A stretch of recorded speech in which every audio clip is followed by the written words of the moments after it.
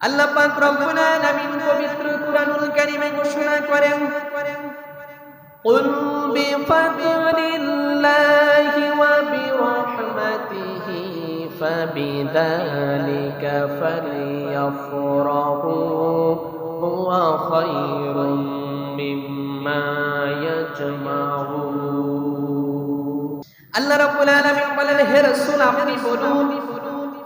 রাসূলকে আল্লাহ বলেছেন, হে রাসূল আপনি বলুন, আল্লাহর অনুগ্রহ এবং আল্লাহর রহমত নিয়ে তোমরা খুশি করো, আনন্দ করো, এটি তোমাদের সকল বস্তুর চেয়ে উত্তম হবে। সুবহানাল্লাহ। এটা সূরাতুল ইউনূসের ভিতরে, সূরাতুল ইউনূসের 58 নম্বর আয়াতে আল্লাহ বলেন। এই আয়াতের সুন্দর তাফসীর করেছেন তাফসীরে রুহুল মাআনির ভিতরে উল্লেখ করেছে আল্লামা আলুসি আল বাগদাদি রাহমাতুল্লাহি আলাইহি বলেন, কুল বিফাদলিল্লাহি ওয়া বিরহমাতিহি ফাবিযালিকা ফালইফরাহু হুয়া খায়রুম মিম্মা ইয়াজমাউন। ফাদল মানে আল্লাহ রাব্বুল আলামিনের গ্রন্থ, আল্লাহ রাব্বুল আলামিনের কালাম। আর রহমত মানে রাসূল। যদি আল্লাহর গ্রন্থ এবং রাসূলকে নিয়ে তোমরা আনন্দ করো, তাহলে তোমাদের সকল বস্তুর চেয়ে উত্তম বলে বিবেচিত হবে।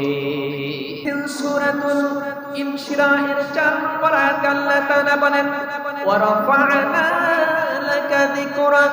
অর্থাৎ আল্লাহ বলতেছেন, আমি আপনার আলোচনাকে সমুন্নত করে দিয়েছি, উঁচু করে দিয়েছি, প্রশস্ত করে দিয়েছি। সহিহুল বুখারীর ভিতরে দ্বিতীয় খণ্ডে 764 পৃষ্ঠার ভিতরে সুন্দরভাবে উল্লেখ রয়েছে, আল্লাহর হাবিব সাল্লাল্লাহু আলাইহি ওয়াসাল্লামের একজন চাচা ছিল, যার নাম আবু লাহাব। তার একজন দাসী ছিল সুয়াইবিয়া নামক দাসী। শুনতে পেল এবং দেখলো রাসূলুল্লাহ সাল্লাল্লাহু আলাইহি ওয়াসাল্লাম তার মায়ের উদর থেকে আগমন করলো। আগমন করার সাথে সাথে সুয়াইবিয়া এই দাসী রাসূলুল্লাহ সাল্লাল্লাহু আলাইহি ওয়াসাল্লামের চাচা আবু লাহাবের কাছে চলে গেল। বলল, আপনার একজন ভাতিজা এই পৃথিবীতে আগমন করেছে, জন্মগ্রহণ করেছে, মিলাদ হয়েছে। মিলাদ মানে জন্মগ্রহণ, মিলাদ হয়েছে। আপনারা শুনেন, মাত্র একজনের মিলাদ নাই, আর সবার মিলাদ আছে।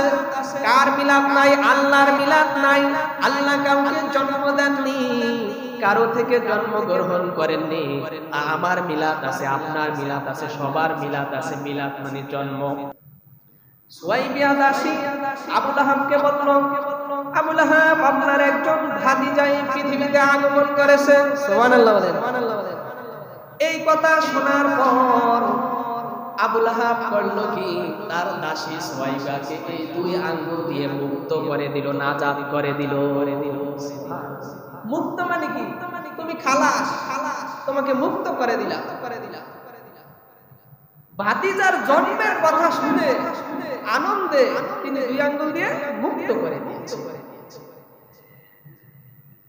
আবু লাহাব যখন মারা গেল, তিনি মুসলমান না, তিনি কাফের।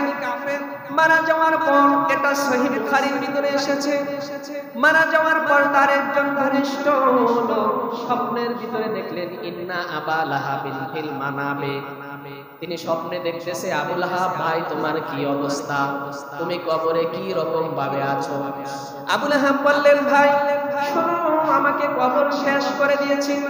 আমি আমার ভাতিজার প্রতি ঈমান আনি নাই, আমি রাসূলের প্রতি ঈমান আনি নাই। তবে আমি একটা সুসংবাদ দিতে পারি, সেটা হচ্ছে আমি প্রত্যেক বৃহস্পতিবার এবং সোমবার 1 আঙ্গুলে মধু পাই আর 1 আঙ্গুলে দুধ পাই। সুবহানাল্লাহ বলেন।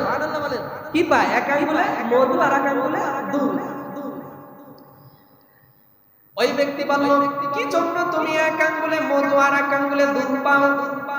আর একটা সুসংবাদ দেয়, সেটা হচ্ছে প্রত্যেক সোমবার দিন আমার কবরে আযাবটা হালকা হয়।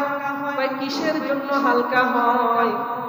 শোনো ভাই, যখন আমার একজন দাসী ছিল, ওই দাসী আমার ভাতিজার জন্মের কথা, মিলাদের কথা শুনে আমার কাছে এসে বলল, আপনার একজন ভাতিজা জন্মগ্রহণ করেছেন।